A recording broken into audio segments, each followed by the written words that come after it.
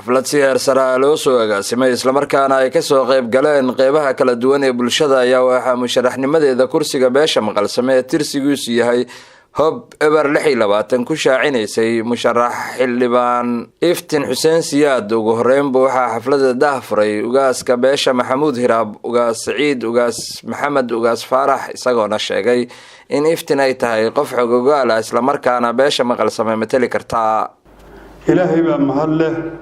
oo sukaan keenay noo fududeeyay. maanta waxaan soo dhaweynaynaa iftiin xuseen siyaad, musharax iftiin xuseen siyaad. صعب ويريا وحرب أنا سحوم وحن سودوينا إفتح حسين سياد وصومالي وحيلي جرتي وياهن وحويني جرينو قلب الجوق دل جوق وحويني جرين إفتح وحواي ودل جوق كما يسبحن وعقف قوينا وارد يهين كوفرتنا أي وارد يهين أو مدعي كرتا لبدا السكين كرتا وقف قاله بربركي انت كور إذا بدلك جوجتي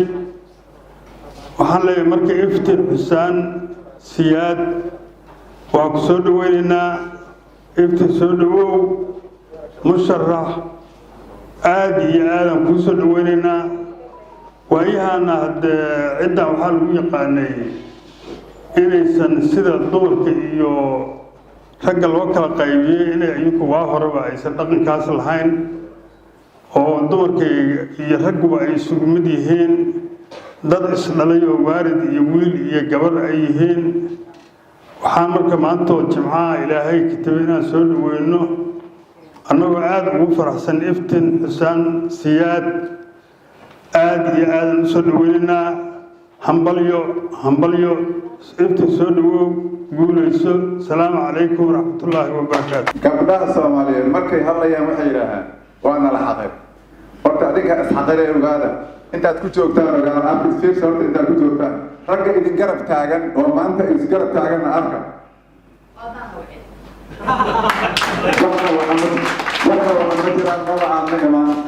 gabdhaha alla iskar taagan gabadha musharaxada oo soo istaagtay waa inaad garab istaagtaan haddaad tihiin gabdhaha Soomaaliyeed. intiina kalimaa dhammaan gabdhaha Soomaaliyeed intaas waxaan leeyahay horta gabdhaha mar walba idaacadaha ka hadloo jiraa ragga waa naxaqare lidima xaqare adiga diyaar oo ka soo laabay intaas aad iyo aad mar laba mahadsantihiin. farxad weyn maanta waxaan inaan ka soo qayb galo kubashaan sharafta badan oo qiimaha badan oo dhammaan dadka bulshada ka kooban nooc walba ay ka soo qayb galeen si ay u garab istaagaan sharaxadan u ordaysa xilka musharaxno golaha shacabka. iftiin aad mahadsantahay.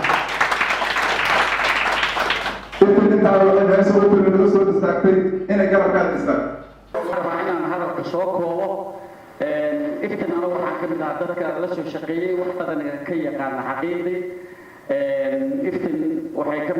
mid ahayd dadkii isoo halgamay kursigan maanta oo tartamayno 2016 gabdhihii cadaalo u tegey ee usoo halgamay kursigan ayay ka mid ahayd iftiin gabdhihii maamulkii lagu soo dhisayo hobyo tegey oo wax ka soo dhisay ka mid ahayd. waxay ka mid tahay iftiin maamulka ururka haweenka ee beeshu ay leedahay gabdhaha ugu fircoonaya ka mid tahay. waxaan isleeyahay anagu inay tahay qofka xilligan hadda aan joogno. waxaan soo dhaweynaynaa gabadhanada marna walaasheen marna waalidkaan u nahay musharaxadda iftiin xuseen siyaad. waxaan leenahay soo dhawaaw.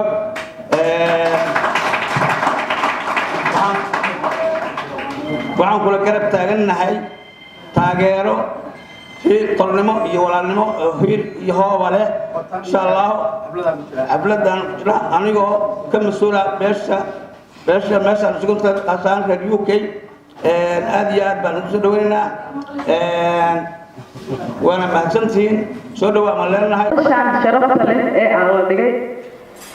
baa salaamintiin garbiina maadaama aan iska culusahay iska xanuunsanahay waa ka heli waayay iftiin xuseen siyaad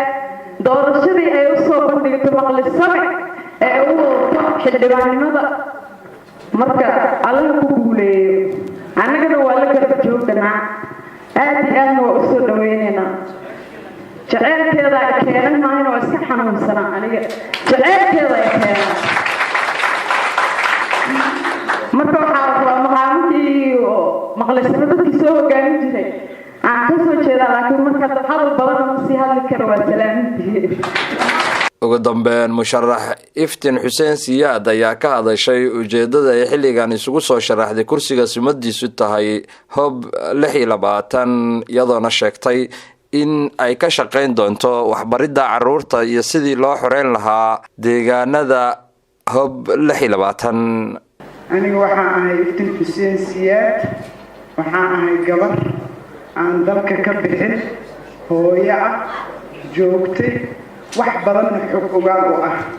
wax badanna waan ka soo shaqeeyey aniga anoo hooyo ahaan wax bartay yaraanteedii ka hor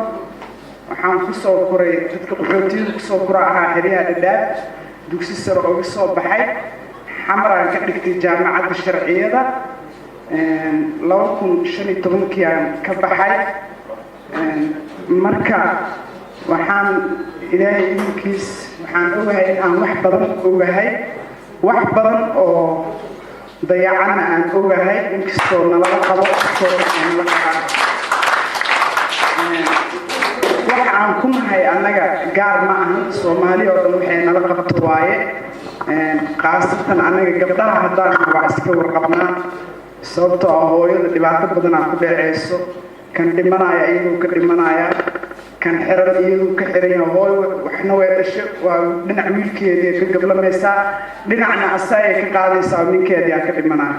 marka dhibaatada dhan Soomaali oo dhan inkastee nala qabto aniga waxaan rabaa ilaahay idmo oo xilkan ku guuleysto oo adinka igu garabsiisaan oo igu taageertaan kursigan